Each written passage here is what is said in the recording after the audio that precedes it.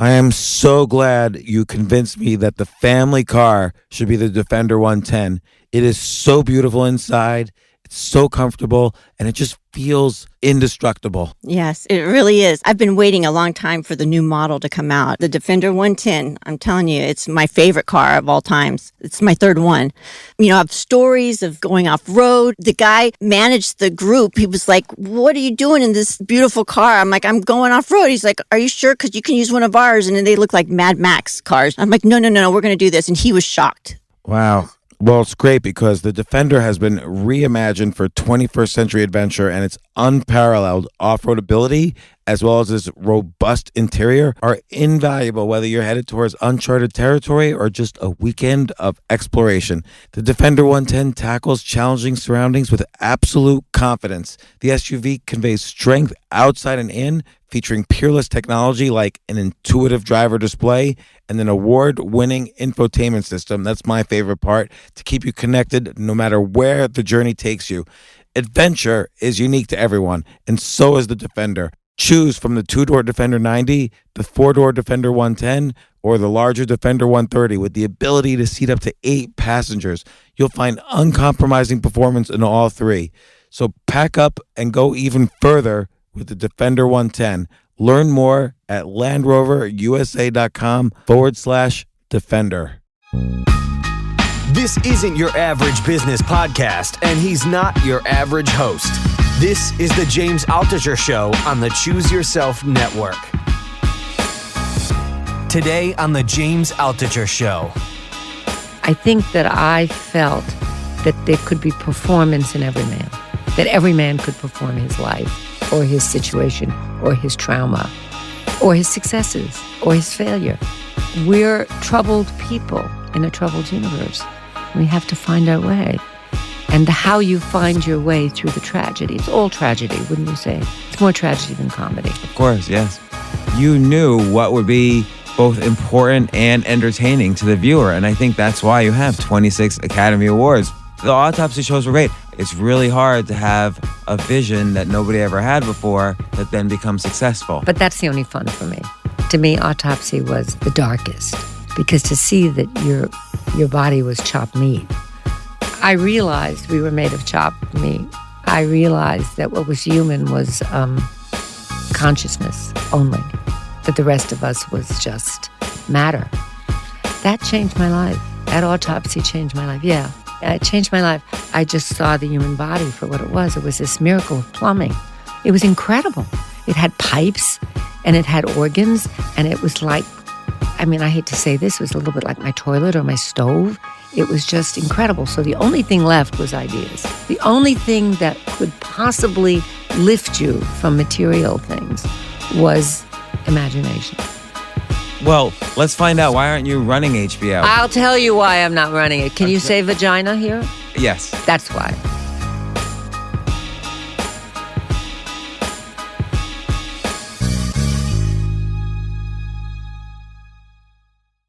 Indochino is making it easy to get a perfectly tailored suit at an incredible price. And you can choose from hundreds of top quality fabrics and personalize your suit just the way you want it, whether it's for work, a wedding, or another special occasion. Indochino has suited up hundreds of thousands of men and now the largest made-to-measure menswear brand in the world.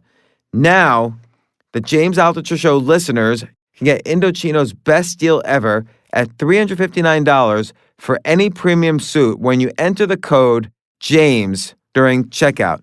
That's 50% off the regular price for a made-to-measure premium suit. Plus, shipping is free. That's Indochino.com, promo code JAMES for any premium suit for just $359 and free shipping. An incredible deal for a suit that will fit you better than anything off the rack ever could.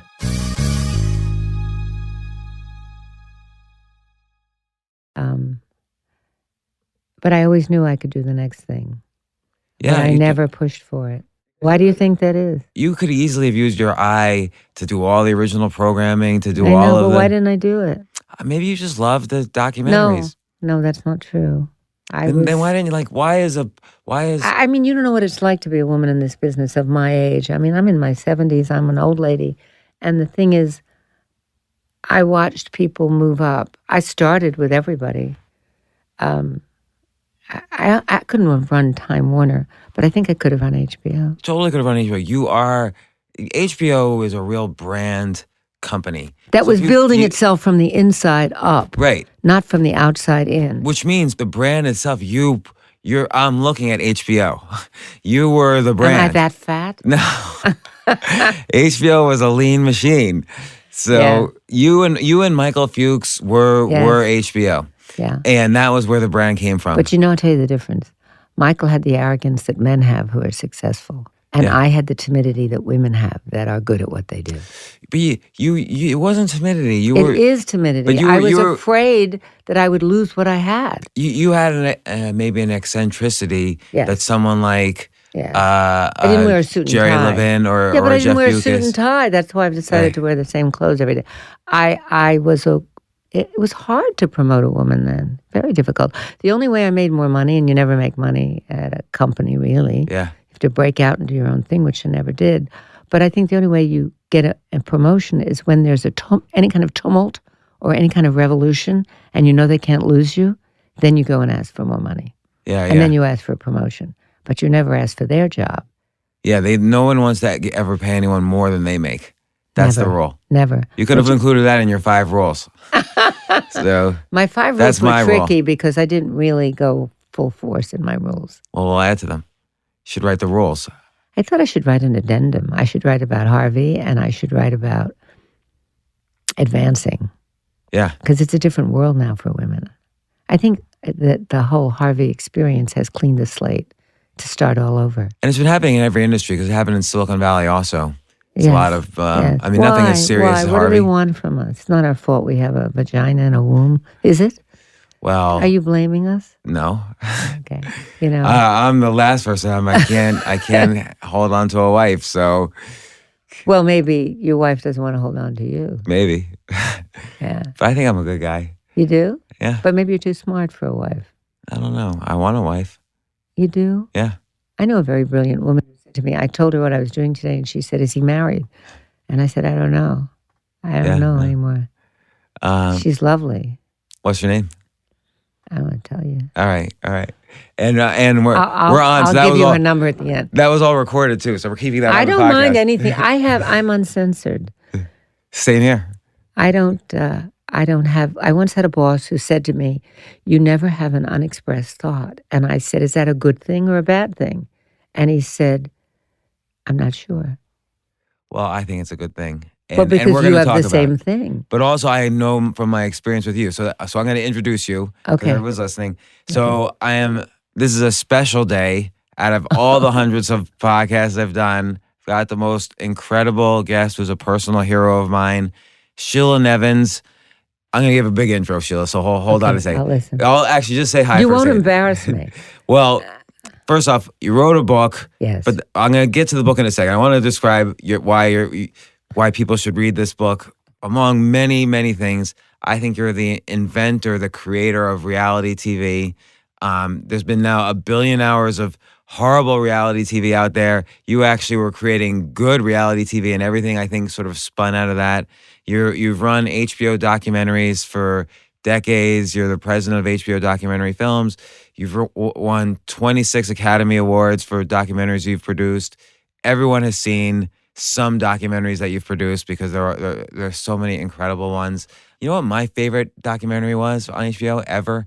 High on Crack Street.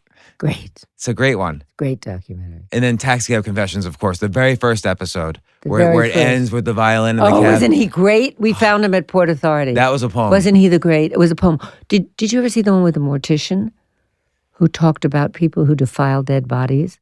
And that when someone comes into the room and says something about the dead body, it was like Shakespeare. He said, this was once a living person. This was someone's relative. This was someone's heart. Was that an autopsy? No, it was in Taxi Cab. He got into a taxi cab and he was a mortician. And the driver asked him what it was like. Was it demoralizing or did he feel debased by touching dead bodies all the time? And he said, this was someone's mother. It was like Yorick It was like a last year, it was so gorgeous. And it was incredible. It was incredible. But I feel like you basically, like, I grew up thinking of documentaries as these boring nature they films. were. Oh my God, I did those too. And you made documentaries. You were the first person to do this. You made documentaries entertainment. You were for a long period of time. You were the gatekeeper for quality documentary makers. I mean, you created the careers of so many super successful documentary filmmakers and so many things. I'm sure if I read just some of these, like the most one that was super famous was the Jinx, the documentary about Robert Durst, and he basically confessed to the crime on your on In camera. the bathroom, yes. You did Going Clear on Scientology. So these are just some more recent ones that have. But these were great filmmakers, Jarecki and Alex Gibney. I mean, I didn't necessarily initiate everything. My heart skipped a beat at the idea of them. Right, but I think your heart skipping a beat is what created the modern documentary. Possibly true. But also my sense of boredom. I'm easily bored. I know, because I remember, well, we'll get into it. I've pitched shows to you, and we've worked together on at least one show, which I remember all the details of, so we'll get to them. I also want to talk about, you wrote a book, and I picked it up like, oh, Sheila Nevins wrote a book. I saw it in the bookstore. I picked it up and started going through it, and it was really good. Like, Wow. I was actually super surprised because I know you as being, of course, ultra creative, and you have such a great eye for talent. But then when you put pen to paper, these are real literary short stories. It's a good book. So it's called You Don't Look Your Age and Other Fairy Tales by Sheila Nevins. So I'll say it again. You Don't Look Your Age and Other Fairy Tales. By the way, you don't look your age. You're 79. You're still going strong at HBO. 78? Give 78. me a break. All right, I'm sorry. Oh my God. I just give me a added year. So, and you're still going strong at HBO, right? So I'm going strong, yes. you came down here for this podcast. Thank you. And what makes this... Do you think I'd be with a walker? No, of course not. So why do you think it's so odd that I came down for a podcast? Well, because... You have this great producer, and I think I'm mobile. I think you're so... You know, and again, I've had a lot of... But I remember guests. you. I remember you as a burgeoning talent. And somehow when HBO lost you, I felt, everything gets into your heart eventually. I felt a loss. Well, I felt a loss too, because I loved... That's the last company I've worked at, was HBO. And it's kind of the only company I've ever worked at. And it's a great... How did I find you? Find you? Well, I was doing this 3 a.m. idea for HBO's website where I would go out on a Tuesday. Was that or your Wednesday idea night. or my idea? My idea. Oh, I would like to take it as mine. Well, I was free to give it to you. So I somehow or other, I pitched it to you. I forget, maybe it was through Nancy or maybe it was through John something or other. Hoffman? I totally forget. He didn't stay there long afterwards. And John Moss. Yeah. Somebody, I pitched it up through somebody and it got to you. Why didn't you come to me? Maybe I did. I totally forget how it happened. And it was only 20 years ago. I don't know. It was 1996 or 97, and I was going out every Tuesday or Wednesday night interviewing people at 3 a.m. because Saturday nights are boring, but a Tuesday night. Oh, it's fabulous. Something bad is always happening. Always bad. On at 3 in the morning on Tuesday night. Always bad. And I was doing it for a while for the HBO website, and then somehow I pitched it to you, and you loved the idea, and you said, shoot this as a pilot, and you hooked me up with a great producer, John Alper, and we were off to the races. We were shooting for like a year or so. Yeah. And I can see you at, was it Rikers?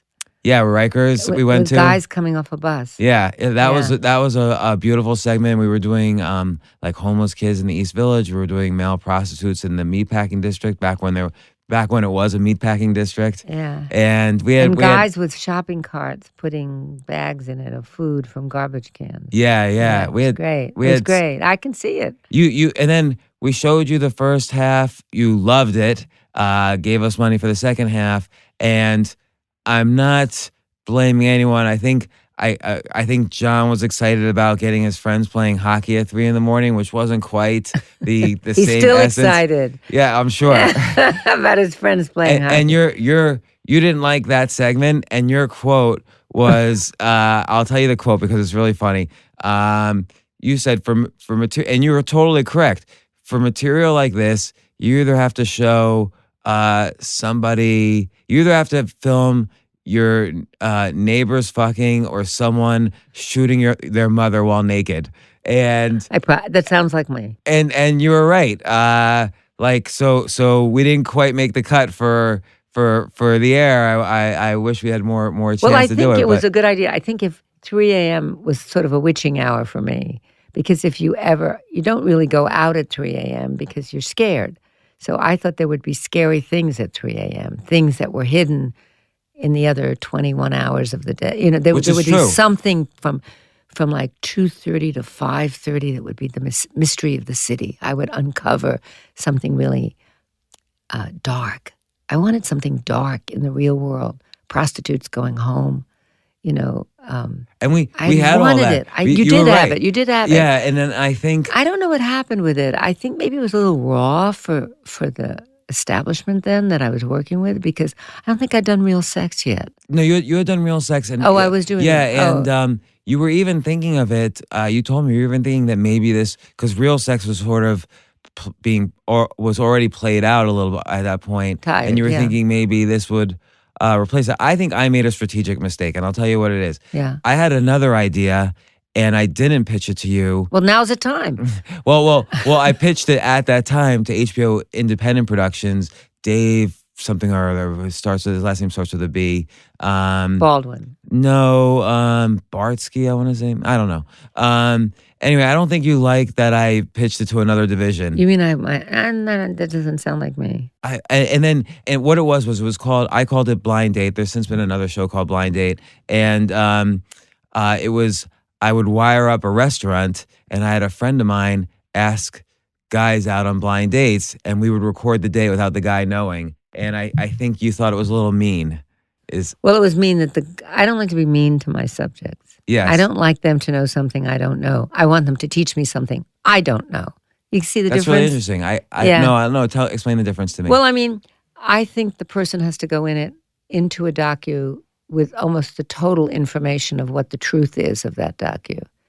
If they fuck up in the process of it, that's okay. But they have to go in with a fair game. Why? Because wouldn't you say because you don't want to manipulate. out? You don't want to manipulate people to the point where they're not themselves or they're performing for you because they know what you want. But if they don't know at all they're being filmed, isn't that more the truth? I don't think I've ever done that. I don't think I've ever filmed. The only time I did that was in Taxi Cab, and we probably lost more rides than we gained because New York is a one-consent state, which means the person being interviewed has to agree. You can tape and then get permission afterwards. You can't do that in many other states. It's a two-party consent state, so you have to tell the person beforehand. So you can't do taxi cab confessions because no one's going to confess if they know they're going to confess. So that was the only time that I really felt badly for the person in the cab. And we probably lost 50% of the rides because the person said, hey, well, first of all, sometimes there were people I knew with a hooker. And so I thought, oh, well, Mr. X can't possibly be known to be in a hooker. And when the taxi driver would turn around and say, oh, by the way, Mr. X, we're going to give you a release to sign. You've been on taxi cab confessions. The next morning, 10 famous lawyers would call us. And, but I didn't mind that so much because the person had the right to refuse and the right to say no. And many, many people said no, and it was a great lesson to me. But I like when the person knows. They know that you're there because their daughter died of some strange disease, and they don't know what it is, and they're trying to find it out. Or they don't know why their kid committed suicide. Or they don't know. They really don't know. They're not pretending. I don't like pretending. Right, and I think... I don't like pretending. I don't like withholding information. So like, for instance, with this blind date idea, we were clearly withholding information until the end. Then we'd get a release form signed. Right. But I guess it was all right. But the guy might make a fool of himself. He might feel... Oh, he did every time. Yeah, but he'd feel less of himself. So then you're capitalizing on somebody else's feeling like a piece of shit. Yeah. I don't like that. Well, I think that's what separates like I said, I think Taxi Cab Confessions really started the genre of reality TV. I mean, I think there were one-offs like 7 Up and all those things beforehand. Yes. But you making Taxi Cab Confessions kind of a series and a franchise really started the idea. I stole from you if you came first, I'm not sure, but I knew that the idea originally came. It was not my idea to film in taxi cabs, but there was a small camera and you could hide it. And I thought, where can I hide this camera? Someone came to me with a daytime taxi cab, and it was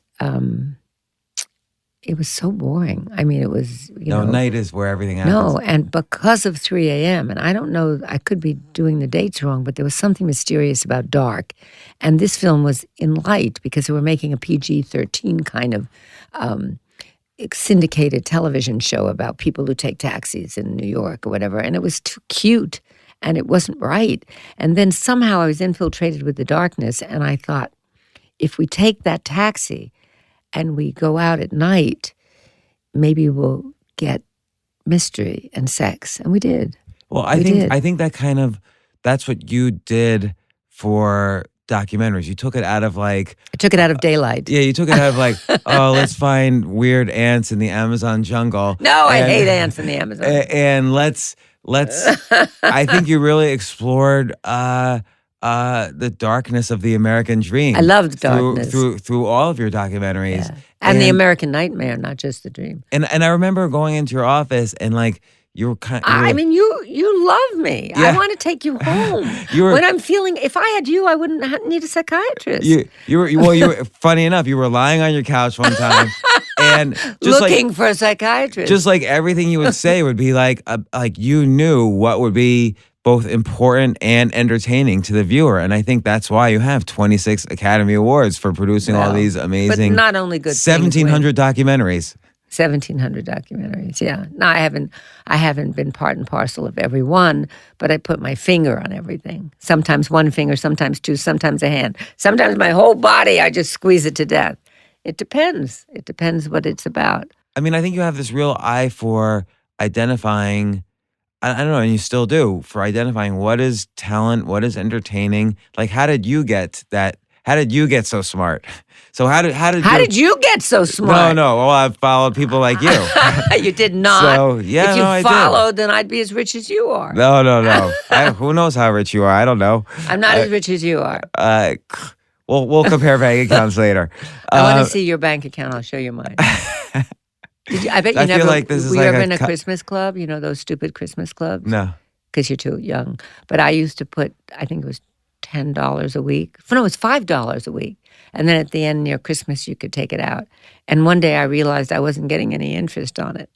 So I never was in a Christmas club again. Yeah. So maybe I am as smart as you. Yeah, you could be. I could be that I realized a Christmas club was a gyp.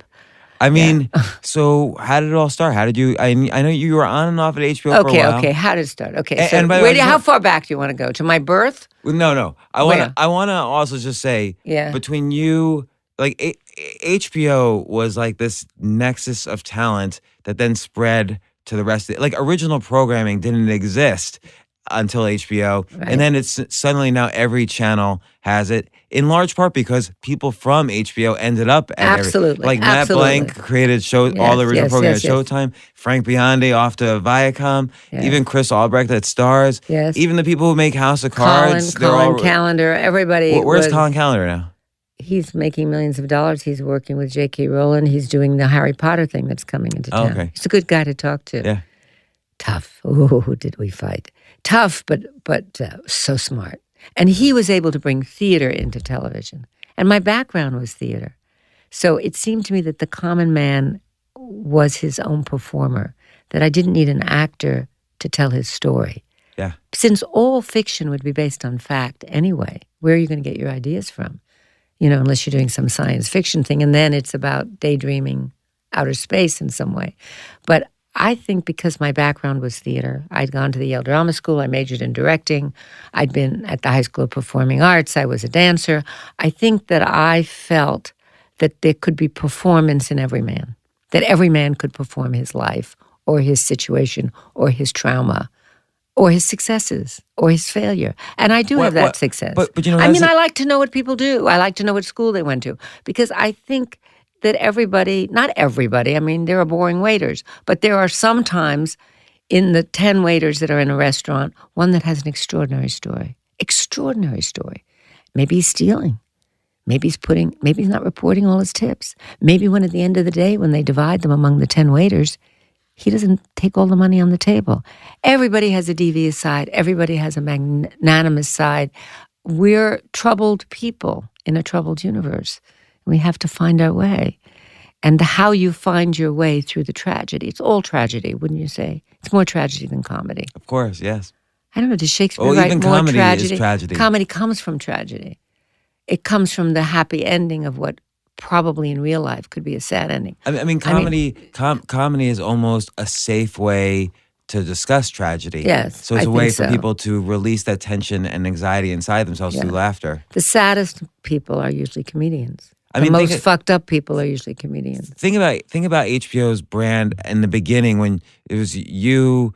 You had Michael Fuchs for almost from the sports side, but then in original way, Chris Albrecht, who came from the comedy side. It was sports, comedy, and your darkness that And my created darkness. HBO. I think it is darkness. I think the darkness is really important. And also, I had read so many books in college about sex, and I didn't understand why docus never were about sex. There was never any sex.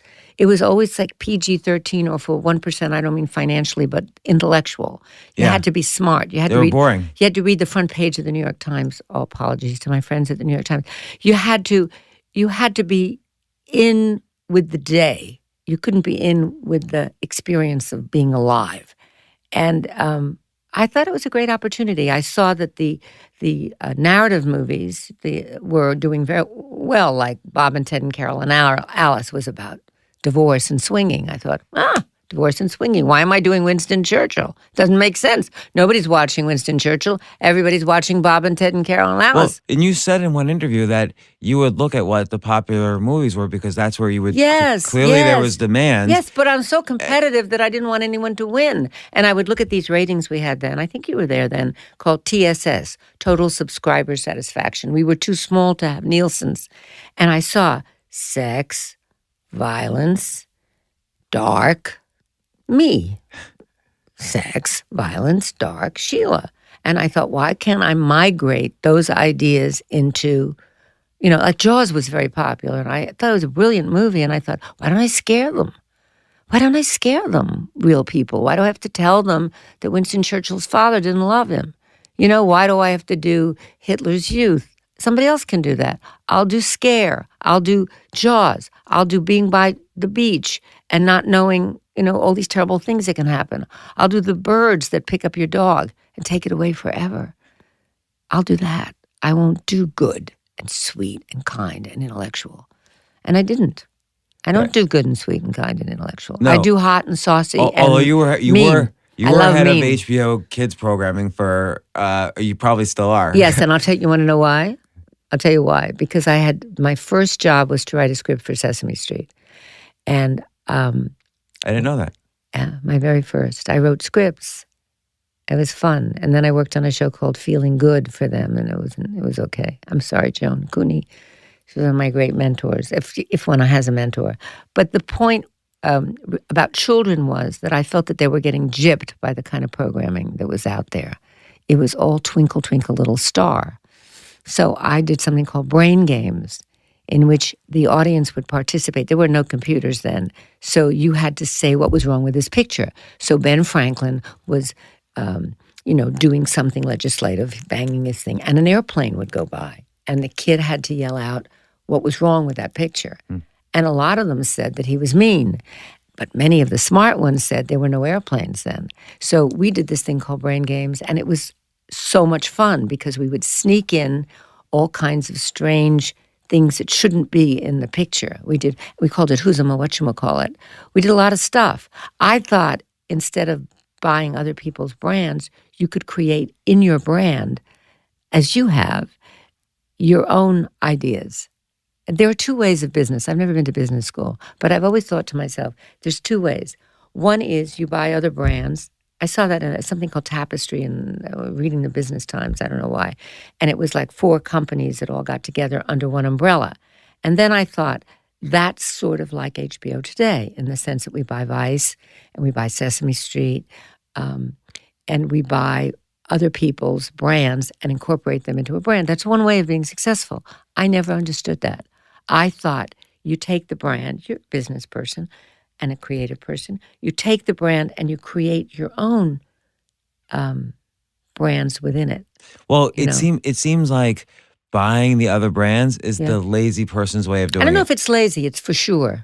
It's for sure, but I'll tell you why it's lazy, because it's really hard to have a vision that nobody ever had before that then becomes successful. But that's the only fun for me. Right, and that's what I feel. That's what Yeah. HBO did with, with your brand. The darkness in the documentaries, and again, Taxi Cab Confessions was probably one of the first sort of modern reality TV What about shows. Autopsy? Did you ever go to an autopsy? Yeah, the autopsy shows were great.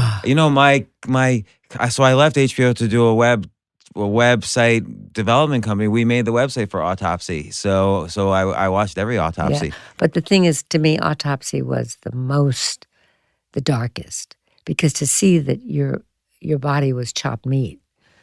Actually, for 2 weeks, I was a vegetarian, but I got over it very quickly. I went to my first autopsy, and for 2 weeks, I couldn't get rid of the smell of formaldehyde. And Dr. Baden had done like 23,000. So he'd say, the liver, here's the inside of her breast, here's her, there's that. I realized we were made of chopped meat. I realized that what was human was consciousness only, that the rest of us was just matter. That changed my life. That autopsy changed my life. Yeah. I didn't know that. So yeah, it changed my life. Going to an actual autopsy of an objective person, and I didn't have any love. I wasn't looking for the answer to a crime. I just saw the human body for what it was. It was this miracle of plumbing. It was incredible.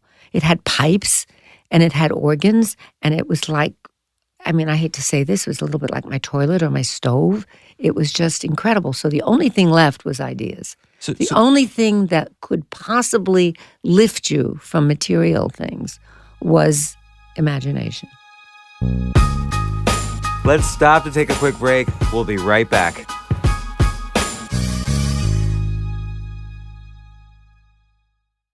I really am not a suit goer. I sort of associate suits with the uniform of the corporate workplace, but that's before I actually tried out our newest sponsor, Indochino, because it actually fits.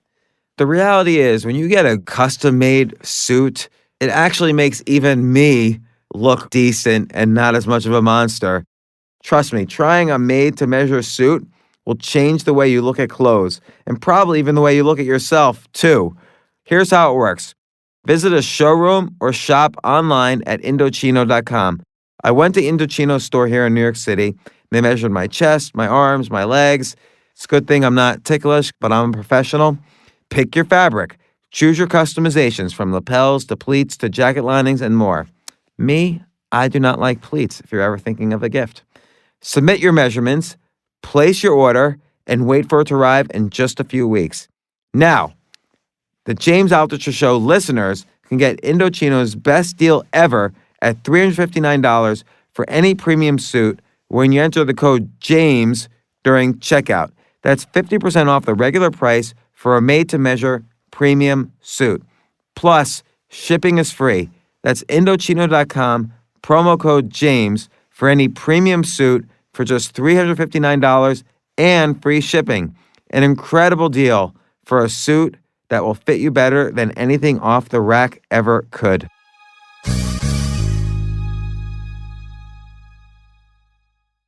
So it seems like from your style of documentaries, I don't even want to call them documentaries anymore. It's real. It's not just entertainment, but it's more than entertainment in the sense that you're not just telling a story, you're teaching this lesson. Like for you, Autopsy, yes, there's this kind of dark side of it, like, okay, here's a guy who's a forensic, specialist and does all these autopsies, but then there's this real deeper meaning underneath. Like you use that kind of flashy, it's a criminal autopsy to get to this deeper meaning. And I think that happens to a lot of your shows. That's interesting. There's a subtle thing that happens. Maybe I'm a saint. Do you think I could be sainted? Maybe. The first Jewish saint? Well, first let's find out why aren't you running HBO? So I feel like all the I'll people tell who you why I'm not running it. Can you say vagina here? Yes. That's why. We already said fuck, so we can certainly say vagina. Can you say cunt? You can say whatever you want. Well, I would say that... I think it's easier for you to say that than for me to say that. Okay, I think vaginas don't do as well as penises in the workplace. Do you think though, did you want to be running HBO? That's such a good question because I never gave myself time to think that thought. I don't know the answer. Did I want to be?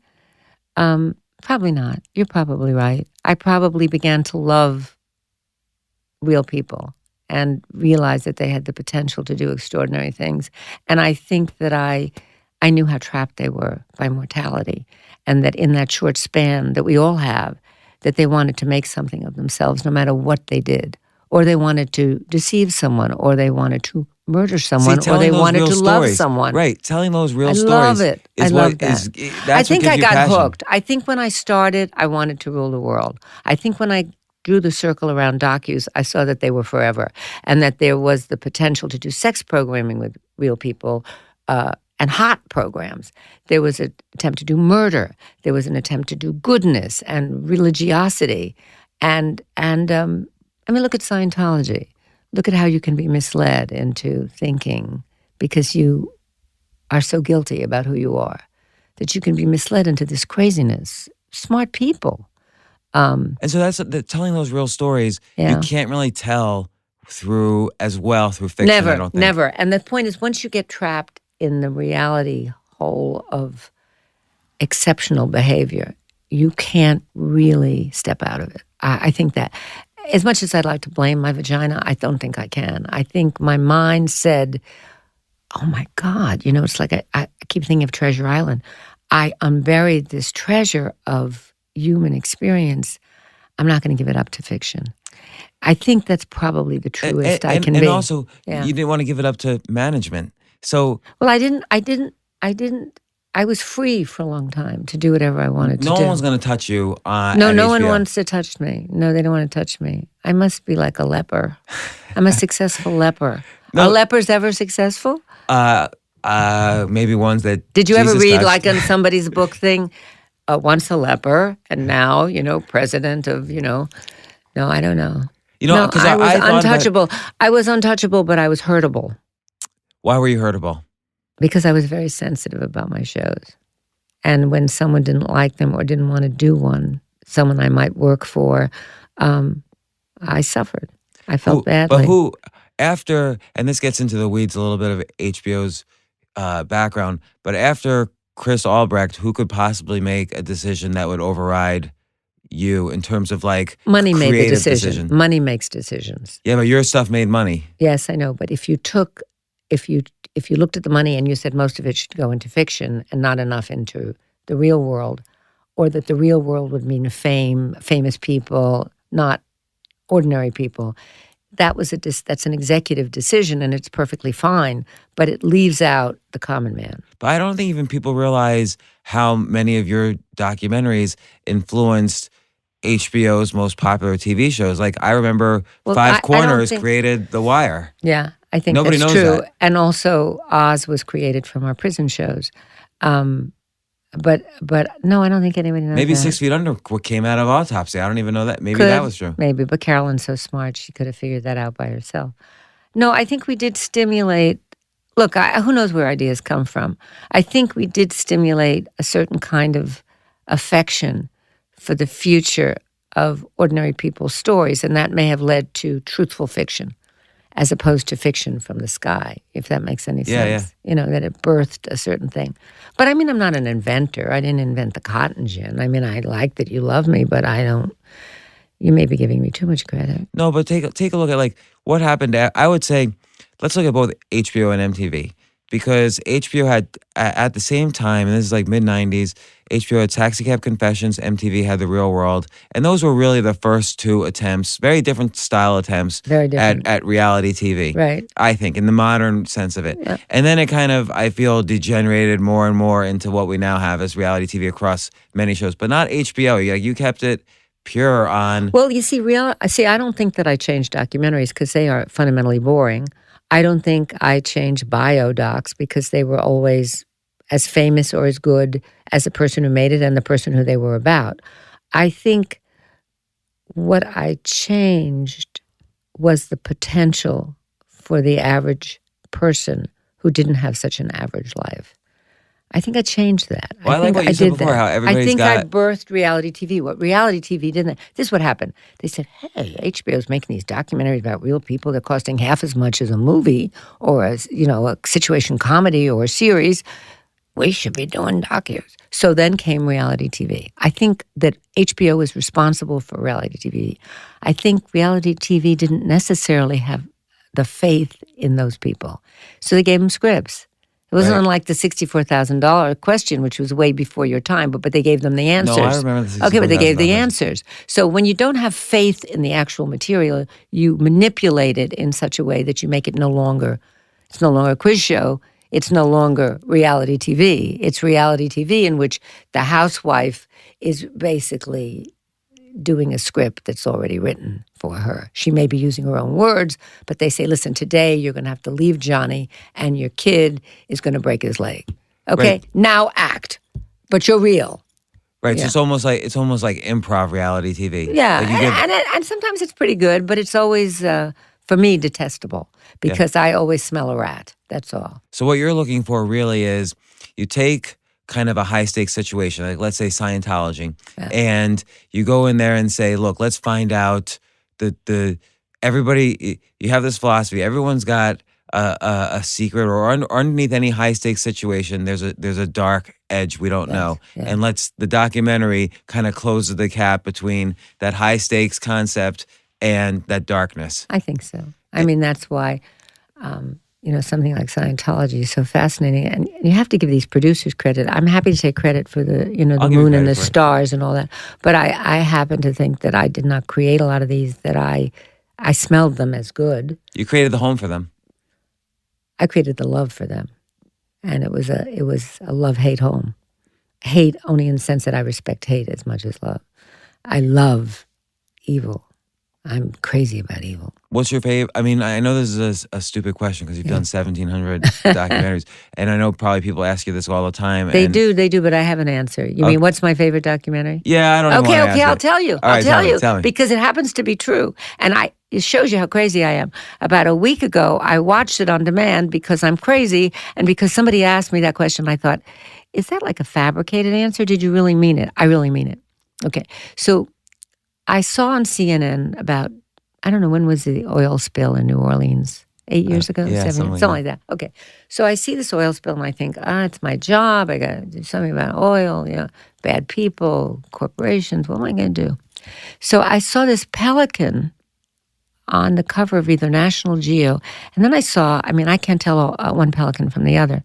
But then I saw a similar pelican on CNN and he was covered with thick oil. And he was I little. remember that photo. Yeah, That was a remember famous that photo? It was a Yeah. famous photo. It was everywhere. And I thought, what's going to happen to him? Like, is he going to fly? Is he going to die? What's going to happen? So I called up this really lovely producer named Irene Taylor-Brodsky, who oddly enough wrote to me about my one story about sleeping with my boss in the book, which is something that nobody wants to talk about except me, obviously, and Irene.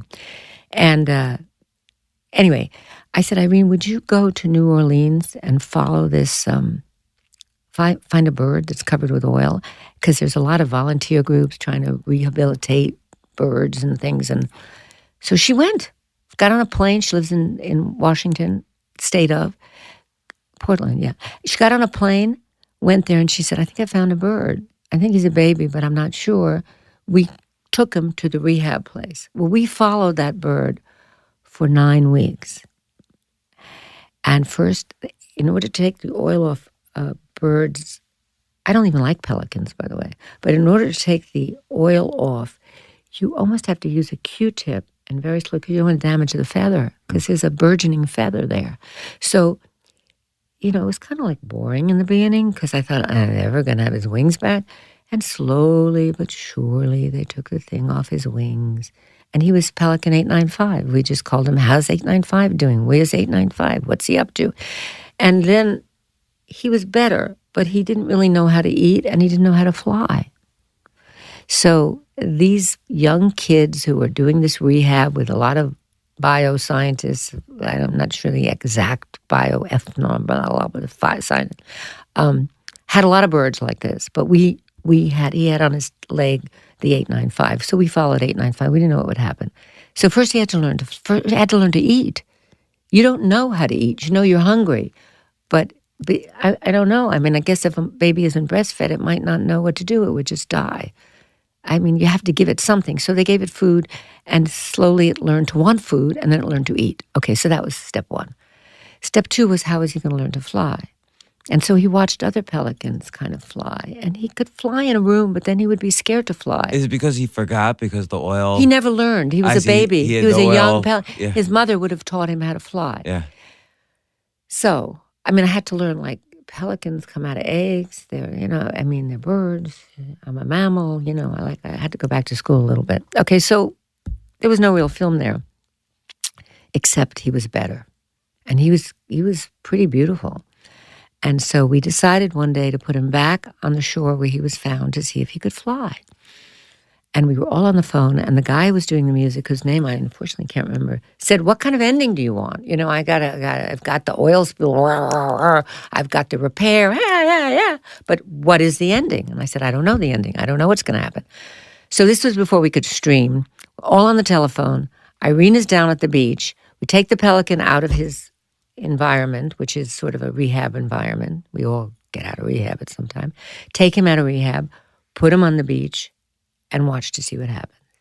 Because we don't know whether the music is going to be, he can't fly, he's scared, he just walks away like a little frog, And this pelican, he must have had an agent. He flapped his wings a little bit, put them down, and I thought, oh, what's he doing now, Irene? What's happening? He's flapping. Is he going to fly? I don't know. Music guy sitting there on the telephone, speakerphone. He just got off the ground. What did he do? Oh, he lifted his legs and he got off, but he went back down again. Now he's eating something on the ground. Okay, this went on for maybe 2 hours on the telephone. And then suddenly, Pelican 895, a bunch of pelicans flying by, flew up and joined the pelicans and flew off with them, and we never saw him again. It's my favorite film. Because first of all, I love Hollywood endings, and this was a Hollywood ending. Chances are most pelicans we might have followed, maybe they never would have gotten off the ground, but this one did. And he disappeared into the great wilderness of the sky. And the music, we finally had a Hollywood ending. And the music at the end, it soars up, and it may be too much. Nobody watched this film. Who's going to watch a film called Pelican 895? I mean, let's be real. But it was my favorite. That's it's a great. Favorite film. And it kind of it's favorite.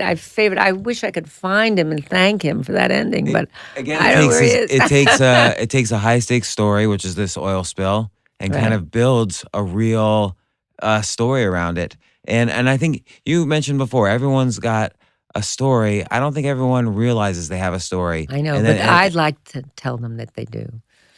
I mean, doesn't mean they should call me and tell me they want to make a docu about their life, but I think in the best of all worlds, everybody would respect their own story. What do you mean by respect their own story? They would feel that their life was worthy of that they feel their life was worthy, that they had done the best they could, that they were the victim either of circumstance or the recipient of good luck, and that they are dumb or smart very often, not because of their IQ test, but because of the advantages that they've had or not had. I think there is something very special about being human. I mean, we're very highly evolved. We don't exist for very long. We'll probably kill ourselves eventually. I mean, destroy our world. But that we are here, I'm not religious, but we're here and we have something to offer. I think everybody has something to offer. They're just afraid. And I walked home last night, like at 10 o'clock at night, and there were a lot of bag people out. There was someone, Madison Avenue, pretty ritzy block, fancy stores, and a guy collecting cans from one of the, Now, no one who threw that can in that garbage thought that someone could get 5 cents for it. But, the shopping cart with the big bag and, I wanted to say, you're working. I think people who beg are working. I think if someone asks me for money, I always give it to them because I think that's a job. Begging is a job. Don't be humiliated by begging. And I think we I think it's natural, particularly in New York City, to ignore completely. Like it's almost invisible. But I think when you kind of take this almost spiritual view that everybody has this a deeper vein, a story, then you learn to respect that story inside of everyone. Sometimes you're so embittered by life that you never can tell your story. You know, I saw some woman pushing, a black woman pushing a white baby on my way home. So that means the parents hadn't come home yet. Cute little baby, cute little woman. But she was on her phone, and she was talking in, I don't know what language she was talking in, and I realized that there was two different worlds there. She was caretaking at the same time. She was in her own world, and that she must have been angry. So it seems angry because injustice makes people angry, I think, and makes them think they have no story. But I know that person gathering those bags had a story. Either they should have been in a mental hospital, or they lost their job, or they had PTSD, or it was just the luck of the economic trade. I don't really know, but, you know, 2 big bags, plastic bags of nickel each, cans, is probably a day's salary for some people. Well, and think about all the people who threw away the cans. They didn't think about it. Think about it. That's a story too. They didn't think about it. They're probably writing a $2,000 check to the same charity that he's probably sleeping in that night. It's almost an interesting thing to have the guy with the bag, but then examine where each can came from. Oh, that would be interesting, going back to the can. Yeah. So you sort of like... I never bought a can back for 5 cents, did you? No. I didn't even know there were machines. I noticed when there's a machine, you put it in and the nickel comes out of the bottom. I didn't even know that. I have no idea where they get that. You just throw it out. Yeah. Like these. I don't know about this one, but I think yours, you get something back. That's called recycling. Yeah. We endorse it, we send checks to it, but we don't do it. But it seems to me wherever you look, you see essentially your style of documentary. Yeah, I don't even want to quote. What can we use a different word than documentary? Because I always think the nature ones, or the Winston Churchill ones. No. What's your style of documentary? That's. I mean, how many awards have you won? I haven't. Oh, it doesn't matter about awards. I've been doing it for 35 years. Yeah, but if you did something for 35 years, you would get as many awards. I've never done anything that consistently. You've built up a skill. That's right. I blamed it on my vagina, but maybe I liked it all along. I think you liked it all along. I don't think you wanted to manage. You know, Jeff Bewkes, as successful and as great as he was at HBO, came from the accounting side originally, and he was great. But I'm not good at accounting. And that was important. I don't think you wanted to do that. No, I don't either. I'd like to blame it on my vagina, but I think, in fact, probably the truth is I'm doing what I should have been doing. And I'm sure somehow the theater, moving the theater into the streets, or the country, or wherever I was what I was going to do. And pulling something that has the arc of a beautiful, almost fictional story out of nonfiction. That's what you did. But also the microcosm of the macrocosm of a story. For instance, when we did One Survivor Remembers, my assignment was to do something about the 50th anniversary of the Second World War. Okay, then it was Time Warner, Time Life, and everybody was doing pictures and stuff and all that. I don't know, what am I going to do? Get clips from the war? And I had gone to the Holocaust Museum in Washington, and there was survivors. My son and my husband went out. There was no cafeteria there, which is trouble for me. But anyway, they went out, and I was too tired. So I sat there on these benches, and I watched all these survivors go by. And I found this one woman named Gerda Weissman Klein, who had survived a death march, had been rescued by an American soldier who was of German descent, and they married and they had children. And so he was in one part, she was in another. And I thought, instead of doing this like clip show, I'm going to do one survivor, one person.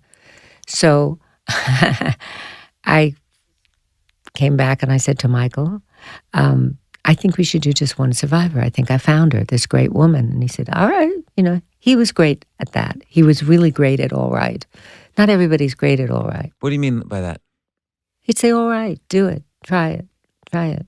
Then I had a crazy idea of a Hitler Youth, because my son had said that he wanted to be a Cub Scout. I don't mean to include Hitler Youth and Cub Scouts, but I said, what do you want to be a Cub Scout for? They don't like babysitters. They want mothers to go to the meetings. I don't have time. He said, no, I want to be a Cub Scout. I want to march in a parade. I want to beat a drum. Okay. So I figured, all right, maybe I can buy him something so he doesn't want to be a Cub Scout. And then I saw a television show called The Fatal Attraction of Adolf Hitler. And sitting on a staircase was a man who talked about being a Hitler Youth. And the very proper Englishman said to him, Hans, what made you want to join the Hitler Youth in the 40s? You were how old? He said, 14. And he said, well, I wanted to beat a drum. He said, I wanted to march in a parade. I'm not doing a German accent well. I don't know how, thank God. And so I found him, that German Nazi. His name was Alphonse Heck. It took me a long time to find him because the producer was in Nairobi making another film. And I kept calling the BBC, calling. Finally, they said, oh, Alphonse, he's a nice guy. He's a bus driver in San Diego. So I found Alphonse. I went to see him. I got this great guy named Pierre Sauvage who had been a hidden youth to interview him because I didn't think I wasn't existing in the time period and didn't have the emotional reaction to a Hitler Youth that I thought Pierre Sauvage had. And he'd done a great film on PBS called Weapons of the Spirit. So I brought Alphonse and Pierre together in San Diego. Well, it was probably one of the most interesting experiences of my life because he was a good guy, Alphonse. He was just a kid who wanted to beat in a parade and shoot the enemy. And look what you did. You basically... I'd like one stories. So you like one story, but let's just break that down for a second. Yeah. You were given this assignment that could potentially have been bland depending on how you did it. Not necessarily. I saw Not necessarily, a lot but of clip shows that were good. I mean, it showed, a lot of horrible things. Sure, but you wanted to put your blood and guts. You were going to put your imprint on it. Absolutely, one way or the other. my imprint. So you went to the Holocaust Museum. Yeah. You story started. It's not like you just observe facts. No. Then I went to stories. Phoenix to meet Gerda. I fell madly in love with Gerda. She's 93 years old. I brought Gerda back to the Holocaust Museum to interview her there, and that became One Survivor Remembers. Right, and then you saw this other thing with the Hitler Youth guy. You related that in your brain to the story of your son asking to be a Cub Scout. God, I'm smart. You saw a documentary. You brought that filmmaker to San Diego, and you brought out the story of this bus driver. I had the freedom, the artistic freedom to follow it. You had the artistic freedom and the artistry. So I don't know if I had the artistry, but I knew the people who had the artistry. Who else could have done that? I don't know. That's why I'm saying it's not. It's not the vagina thing. It's shit. You were. I'll cancel my gynecologist. You're a genius. So I'm sure there are many. No, I'm not a genius. I'm sure there are many men who have tried. I think I'm a humanist. I think I'm not a genius. I can't do certain things. I think that I have an incredible. First of all, I'm fascinated by Darwin. I mean, if I could have met anybody in my life, it wouldn't have been Jesus or Moses. It would have been Darwin. Why? Because I think we're too evolved. That somewhere in this evolution, we became so involved that we learned how to destroy. I'm not sure we were meant to do that, although maybe we were, but I would have to ask him about the evolution of the species, which I think is one of the most interesting things. Have you read *Sapiens* by Yuval Harari? No, I should read it, shouldn't I? It's very good. Yeah, and he goes over this, but I should read it. I'm so busy doing. I don't really read enough. It's probably better that way. I don't know, but I've always wanted to talk to him. Sometimes I have imaginary conversations with him, which is, what are we doing with our evolution? In other words, what are we evolving into? I think it's an interesting notion. I mean, there's, of course, science fiction and all that, but we're evolving into mean-spirited killers. That's what we're evolving into. And maybe that is evolution. Maybe the animal takes over the human and then eventually destroys itself, and then there's a new world. I don't really know the answer to that. But I've seen more mendacity in the last 10 years in the world, and certainly in the last 2 years, than I've ever seen before. I mean, I don't understand cutting off someone's head. I did the James Foley story. I can't understand. I don't understand taking a young reporter and being so angry at America and that you cut off someone's head. I don't really understand that. I read about it in the Crusades. I understand the history. But I thought we'd evolved past that. But obviously not. But I think what you do then, when you say you're doing, is that then you take the next step, which is, okay, let's put together the team that's going to build the story to help us understand. So now it's not only driving the business brand of HBO, but also it's got your imprint on it. It takes us a step forward in knowledge of what's happening, because it's easy to just read a list of facts. It's hard to bring something to life into a story, and I think that's how you evolved the genre. Good. Yeah, I think you're right. I think it's true. I think I did that. I think I'm looking for the drama. I'm looking for the microcosm and the drama in the larger story. And I think so. I think you do this very well about yourself in your book, and I want to talk about the book in a second. But I think HBO in general, with their whole being the first kind of network or channel or whatever to go into original programming, I think what they did that was so special, and you were a strong part of this, was focus on the talent. If you focus on getting great talent to build stories, then the audience will follow. And I think it was so different from broadcast TV, which basically said, oh, if we get as much distribution as possible, then we could tell any story. Or stars. Yeah. In other words, HBO invented its own stars. Jim Gandolfini was not a star. Right. You know, in other words, I think... But you had the HBO had I the eye didn't for the work talent. in that area, but I think that HBO, because it was under budgeted compared to network at the time, because it was subscription, which was a new kind of programming model, I think they had to start with scratch and build it, which is really the most exciting way to build. But how do you think HBO, and you see this throughout the history of art over the past 1,000 years, and I feel HBO has its role in television. Again, everybody that does original programming across the whole television universe now, at some point, either was at HBO or is connected to HBO in some way. I think it's true. So how do and it reminds me, it's like Paris in the 1920s, where you had, Hemingway and Fitzgerald and John Dos Passos, all these people. No vaginas, I might add. No vaginas. Oh, Gertrude Stein. Gertrude Stein, yeah. Yeah, and... a very special kind of vagina. Yeah, and then you had, The Village in the 50s with art. But there's these very kind of select places that become these nexuses. Do you think that HBO helped burgeon your talent? Yeah, absolutely. I learned so much from HBO. What did you learn? I learned to talent comes first. Quality is if you always respect talent, even without understanding what the business cause is, then the business will follow. But you know what the other thing is? You don't know where talent is. But I think it doesn't necessarily come from a big-time agent in Hollywood. Talent can also come from someone coming into your... I mean, Alexandra Pelosi, Journeys with George, film Journeys with George, was rejected by everybody. She sent it everywhere. It arrived on someone's desk at HBO, and they said, it's some girl on a plane with, I said, let me look at it. Came in the mail. Alexandra Pelosi sent her, I think that's one of the great documentaries, at Journeys with George. It's, it was in the mail. You never know. You just don't know.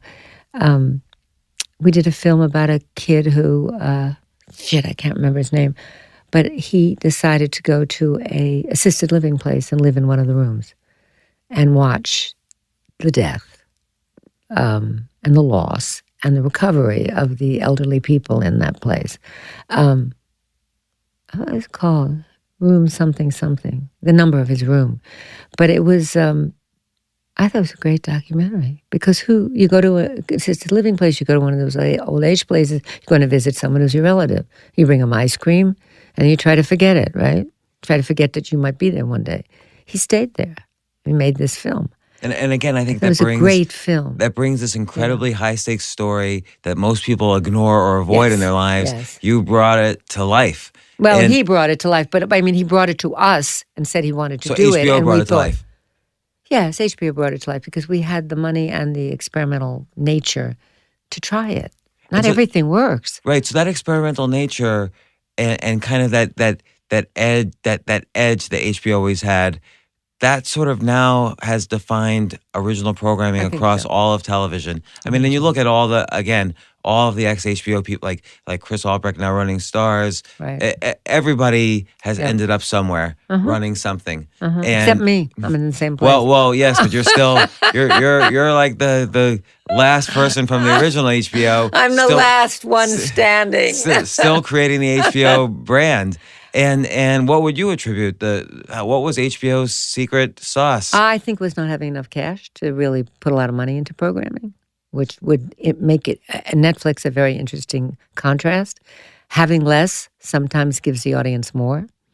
Having less I'm not saying you should not eat 3 meals a day, but I'm just saying having to deal with the nothingness of your presence, that nobody knows who you are, makes you focus much better than everybody knowing who you are. So it's like this underdog kind of like It's an underdog development process. because think about Where also, talent can come anywhere. You know, you look at a bunch of emails.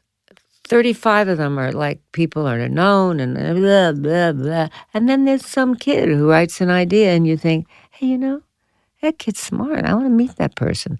It could pan. It might not happen, but chances are in a developed environment and developed network, you're not going to get a chance to make that kid's film, even if it's a good idea, anymore. Because now HBO is established. We're part of the establishment. But I think though there's still this feeling that Go there first. HBO is such a home for great talent I and think such a it's true. discoverer of I great think it's talent true. that I think there's still an HBO premium that actors are willing to or the writers or any like look at and this isn't on the documentary side, but think about like the Larry Sanders Show in the 90s. Just all of the amazing talent that came out of that. Like you have Bob Odenkirk, Yes, who's on yes, Better yes. Call That Call was Saul. Michael's reign. Right. And or Judd Apatow was just a writer in the writer's room of the Larry Sanders Show. Now he's Now he's doing a documentary about Larry Sanders. oh, you're kidding. I didn't even know that. Yeah, he is. Oh, that's You amazing. should talk to him. Yeah. He's And really of course into he's it. done Yeah. a billion comedy movies that are the Billion. biggest in the world. Yeah. All Sarah Silverman was in that. Of course, Gary Shandling, Jon Stewart. The Daily Show came out of the Larry Sanders Show. Without question. So it was because it was direct because we only saw him as I think you should get a job at HBO. I think you should come back to HBO. you know what? Why don't you just buy it? well now it's worth $20 billion. It's too expensive.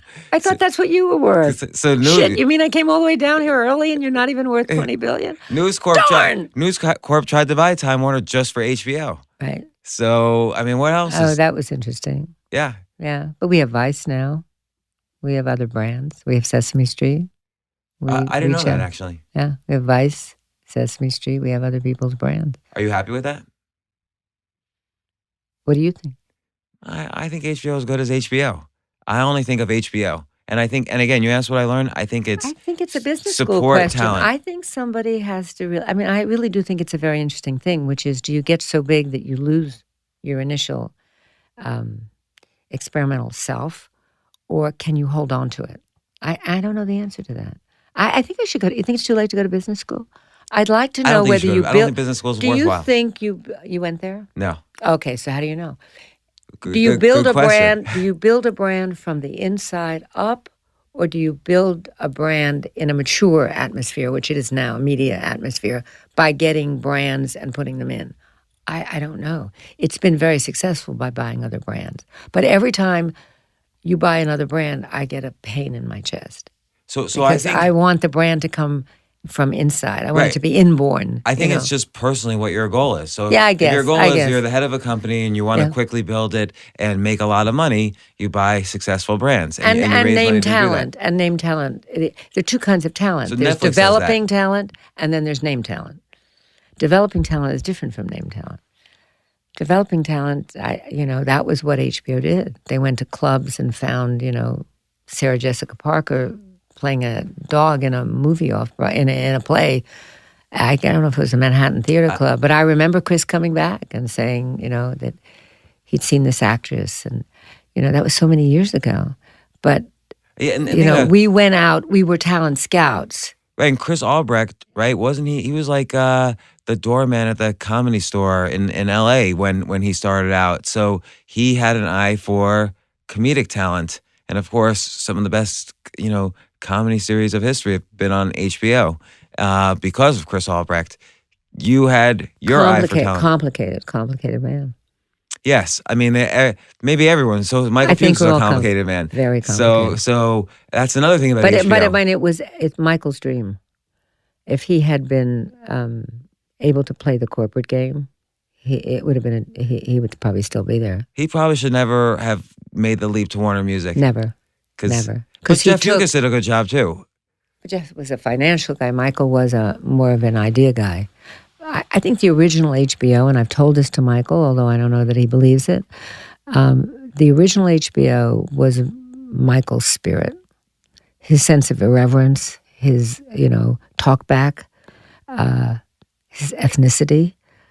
That's where it started from. And I think, you could badger him into your idea. You could go in there and say, I want to do one Survivor. And he'd say, all right, do it, It's different world. Brain games. But again, he was a developer of talent in sense of you. Yes, he was. Chris Albrecht, Yes. other people. Yes. I think it was always HBO's top-down focus on when talent walks in the door, whether you're developing it or it's already out there, you treat it with the highest respect and everything else will follow. But there's a real question, which is talent that's not known or talent that's known. I think you all did both. Yeah. I think that's true, but the talent that's not known is of greater interest to me than the talent that's known. And then you take that talent and you just push it to the edge. Yes. You push and it a little further. And you see if it can perform for you. It's easy. But I think stars are problematic because it's never enough for a star. It was great to watch Gandolfini. Just a guy who didn't really have any small parts come in and become Tony. And he was an unusual man. He was an unusual, talented, gifted man who cared about the world. And everybody thought he was Tony. Some great story there about a man who everyone thinks is Tony Soprano when he's really a teddy bear. Wherever you would go, because he did a lot of docus for us, he had a great affection for the war vets. And he went to Iraq. He did all kinds of things that nobody knew anything about. And we once went to Walter Reed, and there was a guy who had his head sort of blown off. We were looking for our story, which eventually became a Live Day. Live Day. And we went into this room, and there was this woman reading a Bible over her kid who I couldn't really see his face. It was like half it was bandaged, half it was gone. And she said, my son loves you. He watches your show all the time. He was nearly dead. And she said, tell him he's going to get better. So Jim started to tell him, there was no camera. This was like television, but it wasn't television. It was life. Jim started to talk to him like Jim. So he said, come on, fella. You can get better. Your mom's reading the Bible, and you fought for our country. You're a great guy. And she said, no, not that one. The other one. So he looked at me, and I said, I want you to do Tony, he knew. So then he sort of got into character, and he said, listen, you motherfucker, your mother's out there suffering. You think you're such a big shot because you fought for America. Get the fuck out of bed. Get better, you schmuck, and all that. And she smiled, the whole thing. And then he signed her Bible, and he walked out of the room, and he started to cry hysterically in the hallways of Walter Reed because, he first of all, it was not a good thing to look at. And second of all, the kid, he didn't know it at the time, but the kid was going to die 3 days later. He sent 3 food baskets and hats and all kinds of things to that room. But it didn't matter. The kid died. And when I told him, that the young man had died, he cried.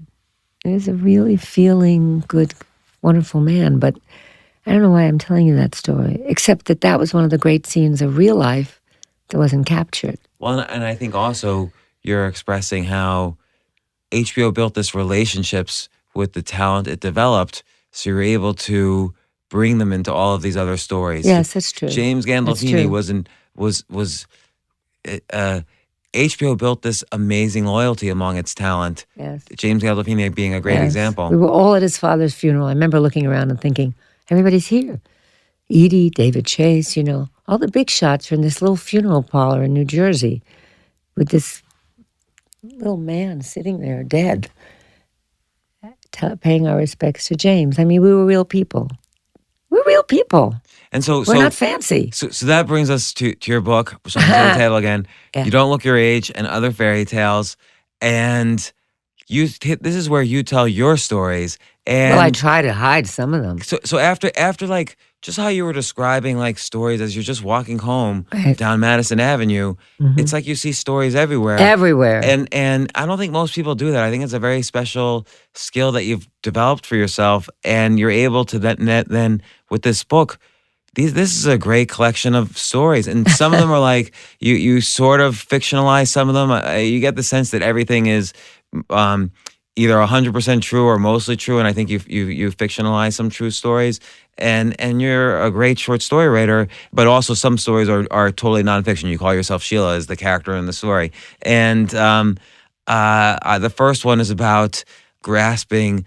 Should you, as you age, get plastic surgery or not? And this kind of has become a defining story of this book. I mean, that's the story you see mentioned in a lot of places. And I think women grapple with that everywhere. And you being honest, like you say throughout the book that honesty is kind of your most important quality that you've cultivated. I think I could lie if I could remember that I had lied. The trouble with my memory, even when I had a perfect memory, was that if I did take the cookie out of the cookie jar, I couldn't not say that I had. Because I had cookie crumbs on my fingers. I'm always caught if I try to make something up. So I think there's that, and also there's just, I don't know, you took ownership of your creativity, which is what I thought back in the day, 20 years ago, seeing you make an opinion on what people want to see and what people don't want to see, what is a good story and what isn't. You took ownership that this is your beliefs and you're going to stick by them. And then once you took that ownership, of course you're not going to be afraid to say anything because this is it. This is the word. And also, when people are bored. You know when someone's bored, and you know when you're looking at a film when it's boring. And I think boredom is like a pain. It's like someone stabbing you. I can't bear to be bored. Can you? No. Boredom is the worst. So what's going to happen in a world where like my kids, they get How bored old even are looking they? at 3-minute YouTube videos? Well, how's an problem. hour-long format going to You survive? have to ask Darwin. What are they going to evolve into? Are they going to become robots, or are the robots going to become them? I don't know. I think it's scary. Does it change the way you view programming at HBO? Yes, very much so. So Yeah. okay. So If you look at Sesame Street from 10, 20 years ago and you look at it today, it's like this now, I can't even imagine because I haven't seen it in 40 years, 45 well, years. It's I don't know, the world is going so fast. And yet we have more time on it. We live longer. But then again, it goes so fast. I'm not sure you grasp it in time. I don't know the answer. And then, you're also a great example of, and you say maybe it's sometimes a negative example, but you've risen in the workplace and in the entire industry, not just in the workplace, but in the industry. You've created. I think you are over-exaggerating my success. Because here's you where awards. probably haven't seen my paycheck. Here's where awards are important because that the industry itself has awarded you like a billion zillion awards. Yeah, but I've been around a long time. Yeah, but not that being around a long time is hard to do. It's hard to do, let me tell you. I mean, that's why I want to look at your Nevins 5 rules for success. Okay, good. So one is, of course, be really good at your job. That is obvious, but not so easy. It's No. obvious, but not easy. Not yet. How And you many can't be hours a so day? good. How many hours your life? Yeah, because like you're walking home on Madison Avenue, you're seeing every I story had in every 3 block. ideas on the way home. Yeah, and so 3 ideas. I saw the woman with the African-American woman with the white baby talking in another language on the phone, and the baby was like, not looking for attention. I saw that. I saw the guy with the drugs. And then you know what else I saw? I saw that walking home from 76 and Madison Avenue, which I hadn't done in a long time, was harder for me at this age than it had been the last time I'd done that walk 20 years ago. And I thought, you can't deny decline. So I had 3 thoughts on the way home, and it was only 15 blocks. So it's good it wasn't 30 blocks. I'd bore you to death now. But you can't. You realize the decline, but you also in your book of stories here, you realize the decline. I kept walking.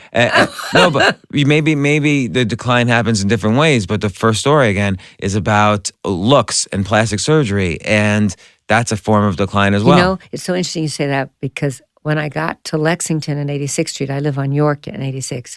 There was a taxi, and he saw me kind of struggling across the marble street of 86 because they're building and fixing and all that. And he said, "Lady, want a taxi?" And I said, "No, thank you." But I wanted a taxi, but I didn't want to take it. I didn't want to give up. I walked home, and by the time I got to the doorman said to me, "You okay?" I said, "Yeah, I just took a long walk." But I mean, I walked like 3 miles, and I used to be able to run 3 miles. So I can't run 3 miles. How do you run 3 miles? I can't anymore. Well, so I've declined much faster than you. That's why I want to talk to Darwin. I want to ask him if there are any exceptions to the rules of decline. Do you know where he is? No, because he's dead. Oh, he declined. Damn, he declined. Yeah, I know. So then your number. He lost his son. Do you know the story of Darwin? Someone should do that. Did Walter Isaacson write the book? Someone wrote Somebody the book. wrote a book, but it seems like it's a great movie. Because here's a man. Paul Johnson wrote the book. Oh, did? Yeah. His son died, and he couldn't accommodate to that death. Died of like tuberculosis in those times. But he saw man evolving, but he couldn't cure illness. But and again, I'm going to relate that to your book. Yeah. You have a beautiful story when you start to realize your own son, as a baby, he was blinking too much and clearing his throat. Doctors didn't Tourette's. know. Doctors weren't telling you anything. They didn't know anything, and your own research, kind of uncovered that he had Tourette's and so on. And so I think that was a beautiful story. It was also interesting. I had a really bad toothache. It was about pain, and I had gone and I needed root canal. At least that's what the dentist said, and I did eventually have it. But I was in the dentist's office waiting for my root canal treatment when I read in some magazine, I think it was Family Circle, about the signs of Tourette's. And I realized David had Tourette's. And it was the name of a doctor and the name of an organization in Astoria called the Tourette's Association. And so I called there, no cell phones then, but my tooth didn't hurt anymore because I was so other-directed from my own self that, I really cared more about him than I did about my tooth. And so look at what you about just pain. Look, but also look what you just did. Yeah. You reversed decline for that moment you were in the dentist's office. Yes. So I maybe reversed decline. Thinking maybe of compassion others, is a reversal of decline. So as much as you want to look at the darkness, but finding the compassion in that darkness reverses decline. This is we're solving. This could be too deep. We're solving this decline could be here. too deep. This could be too deep. So now we'll get to your number 2. And by the way, in your book too, I want to mention, just because you mentioned the Darwin story, I didn't know that about his child. You have 2 other stories where you're comforting, where you tell the story of a woman who loses her child. And so this is kind of a and topic who for you. reads that on the audiobook is Gloria Vanderbilt, who lost a child. The audiobook is interesting, and I'm really not selling it because I don't care anymore. But I didn't have the guts to ask Gloria to read that story. And she called me up at work and she said, "Darling, I read your book. I love your book." She's 93. I said, "Oh, will you read one of the stories?" And she said, "I'll read the one about adultery." And I said, "Oh, okay." And when I got to her house, she hadn't yet decided to read the other story. And then she said, "You want me to read the one about the death of a child, don't you?" Because she had lost a child. And I said, "Well, if you want to." And she said, "I will." So she read the adultery one in the most salacious, leaning across. We did it at her home, across at the audio man, who's a rather reserved person, She said, "I was the elephant in the room." She was so seductive. And then she said, "Hold my hand, I'll read the other story." And she read the one about the death of a child. But I never could have asked her. But she was smart enough to know that I'd sent her the book for that story. Well, and that's the interesting thing, by the way, about the audiobook is that you have all these amazing people read different stories. I know, and I did it. I just called them. I never paid them. I never used an agent. I never used a manager. I just did it. And I think that is the secret of tough. That's tough, the secret tough. of HBO, though. I think in many ways, yes, because I took the same chutzpah that I had used for my stories, and I thought, This is a great story for Glenn Close. I saw her in a restaurant. I'm going to find out when she's going to be there again. I found out when she was there again. I know her a little bit. I know all these people a little bit from being in the business for so long. She was going to Glasgow. I learned how to Skype. Well, sort of learned how to Skype. And I Skyped her, and we did a story.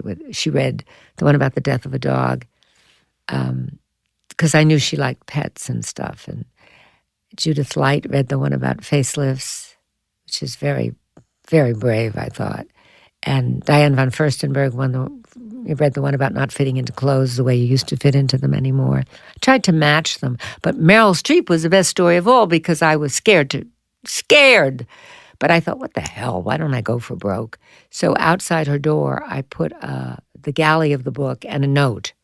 And I didn't hear anything. I didn't expect to hear anything. Outside her door, like, where does she live? She has, Tribeca, she has an office. In Tribeca, and I was there for the film festival. And I'd seen her name on the door, whatever. So I left the book with a letter inside. And then about 6 weeks later, I get a letter in the mail, a little pile of letters on the, table. And one says M. Streep, and I don't identify M. Streep with Meryl Streep because I just don't. It's Meryl Streep, Meryl Streep, Meryl Streep. So I open it. I open the other things. I don't open that first. I open it. On the top, it says Meryl Streep. It says, I love your book. Women need this book. I want to read the one about your mother. Where, when, XOXO Meryl. I went screaming in the hallway at HBO. Of course, someone said to me, "Are you sure it's not a joke?" I said, "No, it's our stationery." But see, again, So I think that approach is a very HBO approach, and I think it's HBO's special relationship with talent. No one leaves HBO and says, "Oh, that was the worst place to do any project," like they do with every other channel and network. I hope. Like HBO really does cultivate these relationships, and it focuses again on the top down. Does. So I want to get to your second rule though of succeeding in the workplace for women, which is remember to look down.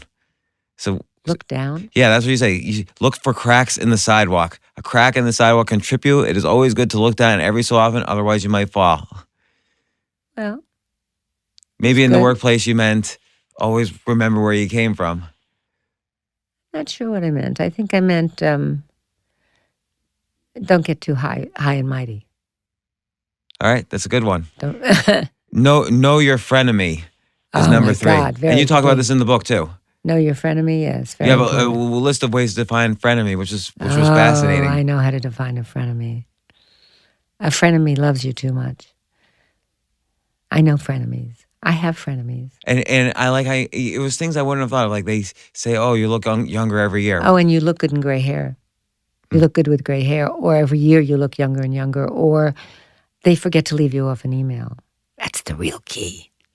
Somehow. What do you do with a frenemy? How do you battle a frenemy? You're so nice. You remember their birthday, their kids' birthdays, and you smile. You even have lunch with them. You're phony. And that will work. That will diffuse them.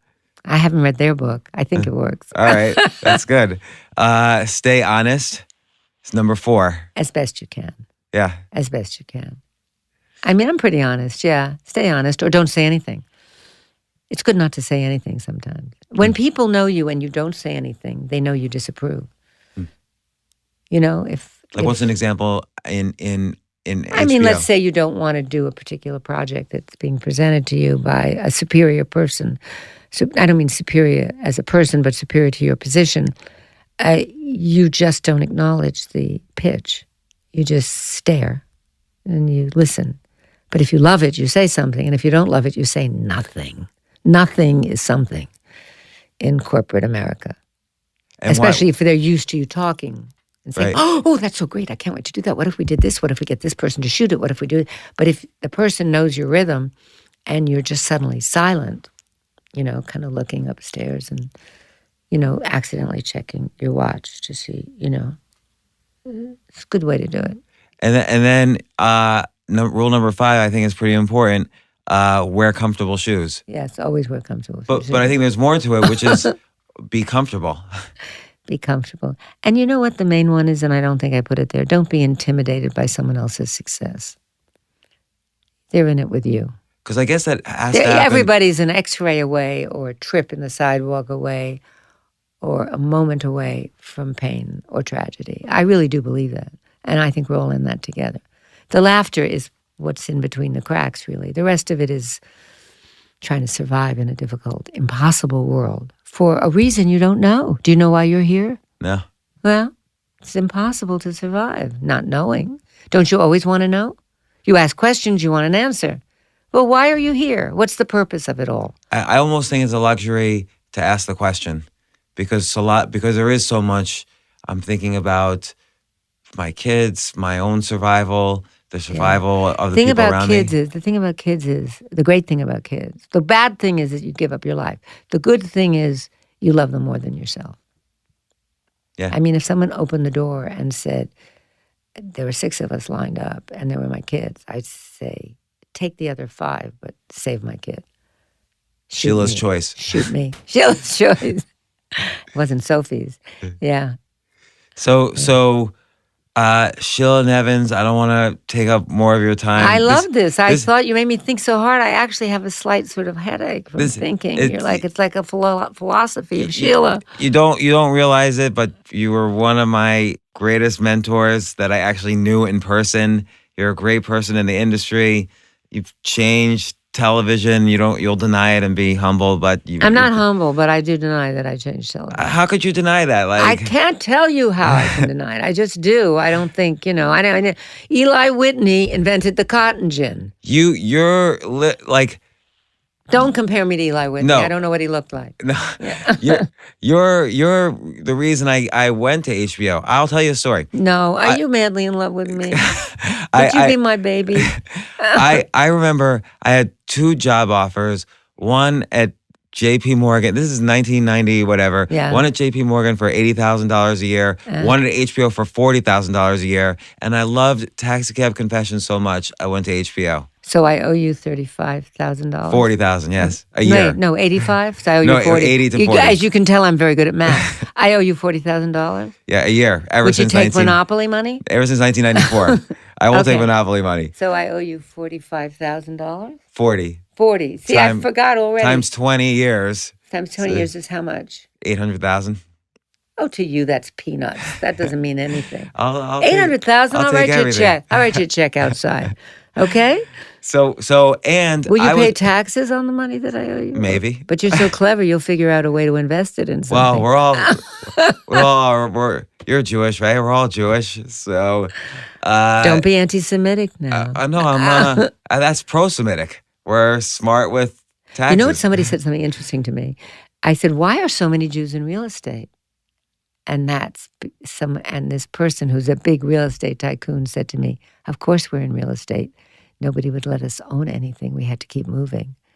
It's interesting, isn't it? No, a big chunk of Jews and a big chunk of real estate industries and banking industries is because of the regulations against Jews for hundreds of years. And the Sephardic nature of not being able to own anything. Yeah. So land was something to own, as sort of sad, but maybe it makes us special. Created history. Yeah. Like anything, it's the crack in the sidewalk. Yeah, I'm trying to figure out why people hate Jews. Why anti-Semitism is on the rise. I can't quite get my hands around it. I don't know either. I don't understand why. I don't understand where it came from. It's not like there are Jews in power. So well, why? they think that there are. If you look at the But why anti-Semitic today? sites. But why today and not 10 years ago? Why is anti-Semitism come back? Or is it just that hate is let out of the closet because of the environment we live in? I think a little bit the internet too allows anybody to express their opinion, and these But niche why has groups that to form. opinion crested? I don't know if it's gone up or always been there. Oh, interesting. Like I've gotten hate we just mail. hear it more. We hear it more now than ever before. You get hate? I look very Jewish, right? So You do? I do, and You look like a mad genius. well, which maybe is a way of looking Jewish. But I get also. You could blow your hair straight. Nobody would know. I like it curly. Have you ever had it straight? No, only when it's short. So when it's really short, It's really great hair. It's the same hair I have, but see mine's straight because I blow it. well, I have the identical hair to you. I Yeah? could look, identical. so you could have that man genius look. I could have that look. Yeah. Well, I don't need to have the look. I actually am one, so I don't need the look. That's true, right? Maybe I need the look. You need so- the look. You want to be. Well, and you're. You want me to blow dry your hair before this is over? No. You sure? Yeah. I bet you look cute. I like it the way it is. I do too. I think it's adorable, but I'm just telling you we have the same hair. And this is related to a conversation we had right before the podcast.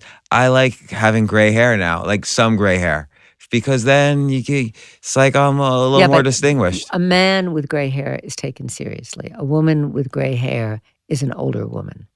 I agree. I think it's different. It's not fair. Yeah, it's not fair. That is how it is, and I think you have to. If you told me when I was 25 that I would dye my hair, I would have said that's horrible. I would never do that. I would just, if you told me at 25 I was going to have a facelift, I would say, "Who are you kidding? I would never do that." I think that's different for men too. Like men, I think with wrinkles also still look distinguished. Yes, but there is no distinguished word for a woman. What would be the word? Distinguished means man. You never say a woman is distinguished unless she's, wearing a man's suit. So what would be the equivalent word for a woman for distinguished? Yeah, I don't know. There isn't. Yeah. Older woman is the closest you get. Handsome. Or handsome. But it's not, it doesn't come with pretty. Right. Whereas distinguished comes with good looking. Yeah, handsome. A woman inherits the word handsome with age. Yeah, but it's not an attractive word. And it's a man's word anyway. Yeah. A woman is not described. You didn't say, I met a handsome woman unless she was stout and wearing a suit. If you said, I met a handsome man, you could mean Clark Gable. It's not fair. I told you. It all goes back to vagina. You see? We're back where we started from. But it also is to your brain, because then I was really surprised and pleasantly surprised that your book was so well written. What was your favorite? Well, I'm not stupid. I went to Barnard. I went to Yale. No, but you know what? It's hard to write a good book, and it's hard to write. Writing is a hard skill. It wasn't hard. I think it's because of your attention to story throughout the years and the decades allowed you to really sort of understand the rhythm of writing. It was not hard to do. Because there's a rhythm in the writing. I was surprised that my dialogue was so good. And when I had these well-known actresses read it, I thought, God, I write good dialogue. I mean, like, the one about the kid who dies of a drug overdose. When Ellen Burstyn read that, everybody started to cry, except me. I was like saying, "Oh, this is who great." Who wrote that? I wrote that. Whoa, where have I been? This is a good story. And the poor kid is dead, and the woman is crying, and Ellen is crying, and the control room guy is crying. And it was interesting. Maybe in my next life. Was it? Did you write every day? I'm just curious. Was this all put together over years, or every weekend I wrote a story until with the 46 weekends or however many stories I wrote 46. And I didn't know what I was going to write. I spent the whole week thinking of what I was going to write, and then that weekend I would write it on my iPad. I wrote everything on an iPad. Really? Everything. Oh my God, then transferred it to Word. That's insane. Writing on an iPad. I am insane. Yeah. So I would never write on an iPad. I write every single day, and I write on this laptop. What's the difference? On an iPad, there's those keys you can't. Yeah, I know. I can't do it. I'm so used to them. Come on. You're like a millennial. So the story about adultery. Yes. You're on a train and you hear two women talking, right. And then the one woman goes out for coffee and the other woman calls the woman's husband and blah, blah, blah. Things happen. But no, the other woman is sleeping with the other woman's husband. Yeah, that's right. But we find that out when the other woman goes to coffee. Now, do you think people think it's true? Is that a true conversation you overheard? I don't know. Is it? It scared me. Like, are most women, if I ever get married again, is this? I'll work on that. Yeah, go ahead. Yeah, no. So that's the question. Do you think? I think women are more adulterous now than they used to be. Yeah. Do you think most people are adulterous? Yes. Yes, I think it's. Were you when you were married? No, never. Well, you were married so short times. No, I was married for 10 years and then 5 years. Oh. But you're a kid and you have a lot of interests. I think most people, I don't know about most, that's stupid. I think it's a temptation that is obvious, sometimes necessary, and I wouldn't say an epidemic. I would say it's very possible. I don't think it necessarily shows unhappiness. I think the interesting thing about that story about adultery is I read it to a group of women. No, they read it to me. 2 women read it. And of the audience of, let's say, 50, 60, about 40 thought that the woman who went to get the coffee knew that the other woman was having an affair with her husband. And that's why she forgot to sweeten low. When she comes back with the coffee, she just brings her the cream. She forgets to sweeten low. But she knows. She knows that that woman I is didn't even sleeping think of with her that. husband. I know, but only women think that. That's and so I was so funny. surprised because I didn't think that That's when I wrote fascinating. it. I didn't think it when I wrote it. But if 40 out of 60 women thought it, then they'd either been in the situation on one side or the other, because not in the story. And It's not in the story, it's in their minds, you know? You asked me my favorite story in the book, but before I say it, I like the endings of all your stories because not that it's over, but that you had a good way of sort of rhythmically bringing it back. Like, in that one, trust me, and I do He won't trust like you. my blouse. Yeah, So- I do trust you. And yeah. but my favorite is probably the woman who is struggling with an addict son and decides to take a tough love approach, and then the results of that happen. That's the one that Ellen Burstyn read, yes. Yeah, and that was really sad. The way you end it really punctuates the sadness. How did I end it? I don't And that's remember. where words have power, and there's a skill to writing. And obviously you're a heavy reader or something because there's a skill to putting those words together that way. Really? Yeah, there definitely is. I'm not really aware of it. Well, I think it's because you're so aware of story and you. Well, I mean, a movie you has must an be ending, a active- docu has an ending. Maybe I had to end things. But a docu doesn't deal with words. You still have to have that That's skill with interesting. putting words together. Yeah, there's Do you a think I poetic should? You ending. think I should write another book? Yeah, totally. I can't. You can't. I just can't do it anymore. I can't sell myself. You have to sell a book. You have to sell it. You don't have to sell your books because they're for the mind. This is for women, and they want to hear the stories and they want to talk about them. And you have to go out and talk and sell them like 60 people come to Barnes & Noble and 5 people buy a book. It's like so strange. But it's for you though. You write the book. Oh, I guess that's true. But I'm too selfish. No, I want to, anything I do, I want to do well. So I want to be able to feel that I'm commercially successful writing a book. But I don't know that that's possible without really push. And at some point, you just can't do it anymore. But I've met great women, great women. One man said to me, I know this is over, so it doesn't matter. Man said to me, I'm buying this book for my mother. I said, oh, how nice. Very few men are online. And I said, oh, how nice. What's her name? He said, Frida. I said, I-E-E-I, everybody. He said, I-E. So I wrote, Dear Frida, you couldn't have a lovelier son. And they said, oh, thank you. And then I said, are you going to give it to her for Mother's Day? And he said, no, my mother's dead. And I said, oh, are you going to see her again? I don't know what he believes. Strange guy, little, pants underneath his chest, way up high, and a little stainy, but very sweet guy. And he said, no, he said, I buy things that my mother would have liked, and I put them all together, and then I feel like she's there. See, and that's a story. It's so It's just- sweet. right. So You're always on the sweet. lookout for stories. It's He's his pants are a little stainy. Like you're No, observing but everything. I mean, the buckle was underneath his chest, and he had a little bit of a chest. When men are fat, they have a little bit of a chest, and his pants were big, and But he was a story. You building that picture of the man Yeah. right now, Yeah. and then ending it with the way this kind of quirky relationship he has with his dead mother and objects. Isn't that weird? That's all connected. But That isn't that itself love? is a story. Isn't that about love? That is, and that's. And I think, isn't that interesting in terms of objects? Nobody ever thinks about that. You think of relics and things, and you don't know what they mean to people because they don't mean anything to you. But you begin to understand. I mean, I didn't come from a family where anyone could leave me jewelry or this is my mother's this or my mother's that. I mean, she had no fingers anyway. But the thing was, that was fact another that beautiful story, by the way, about your mother. Reynolds, that's the one that Meryl Streep read. I didn't know about that about you actually, and your mother. Yeah, it was very sad. But anyway, My mother had polio, so I related She to that did. story. She must have been one of the last people to have. Is she alive now? Yeah. It's Is one she of the last alive? people. Yeah, one of the last people to have it. What- And what- she's alive. What does she do? Well, she became a computer. No, software- but in what way does polio manifest itself? Her legs. She walks with, She walks with wings? Yeah. See, that's why you're who you are. Well, but I have related very much to the story, how people would react and how I would react to it, how kids Horrible. would react. Horrible. So, Horrible. yeah. So horrible. But again, finding the story I'm and the sorry, love and yeah. everything is Does it hurt important. her? Does she hurt Yes. her? It still hurts her. Yeah. So she must have been one of the last people to get it, Yeah, yeah. really. She was We born did in a film 1941. about the last person in the iron lung. Did you ever see that film? No. Yeah, he's dead now. But he was probably the last person that ever was in an iron lung. It's a very touching story. See, so you started this podcast saying how attracted you were to darkness, but really what it is you want to find the love inside that darkness.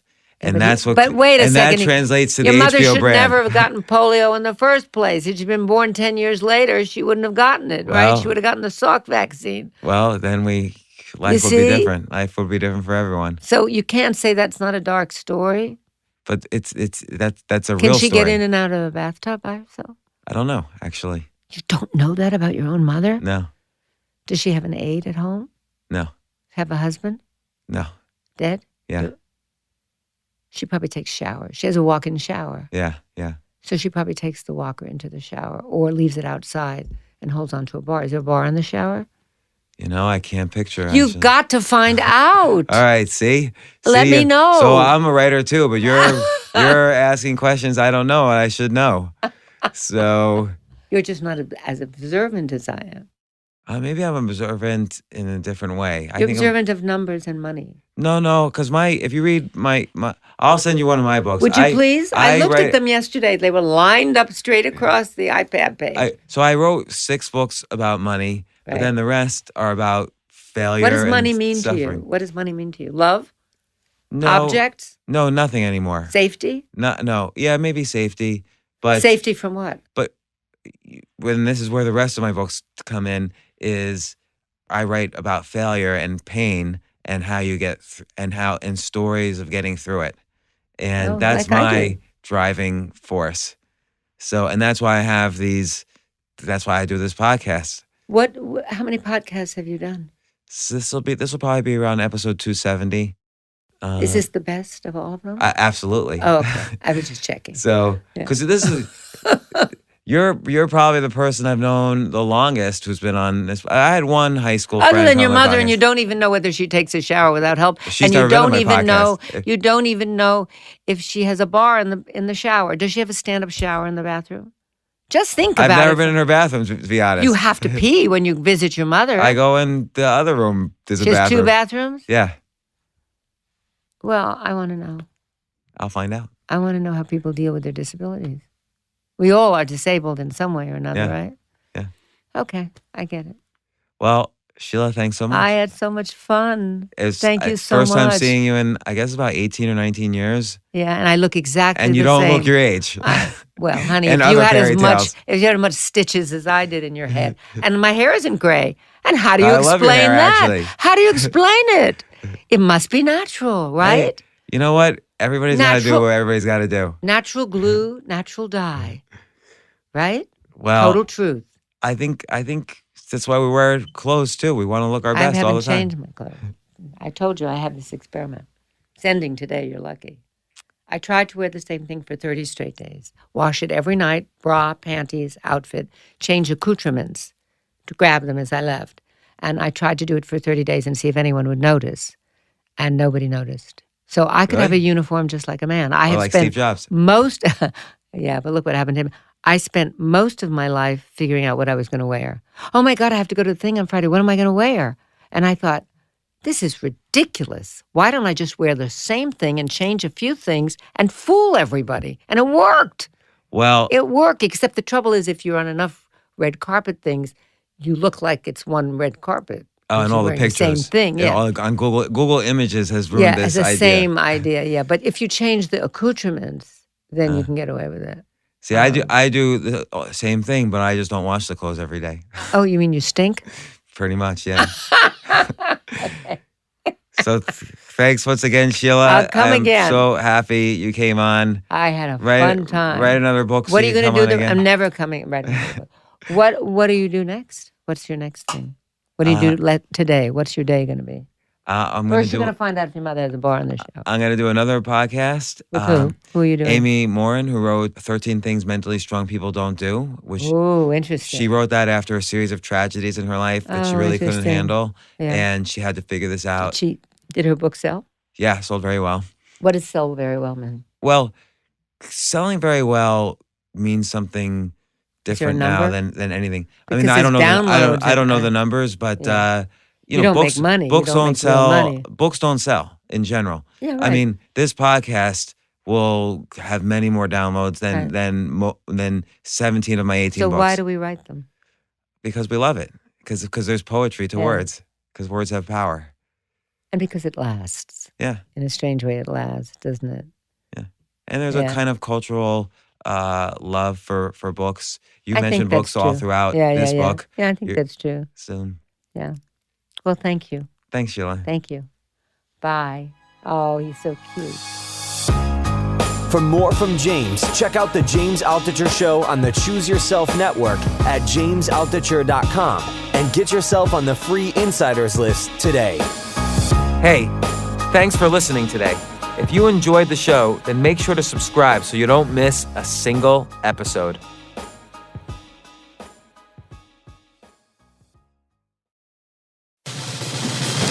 These days, we're all investors, trying to be smart with our money despite our worst impulses. But at iShares, we believe that deep down inside of every investor is a better investor.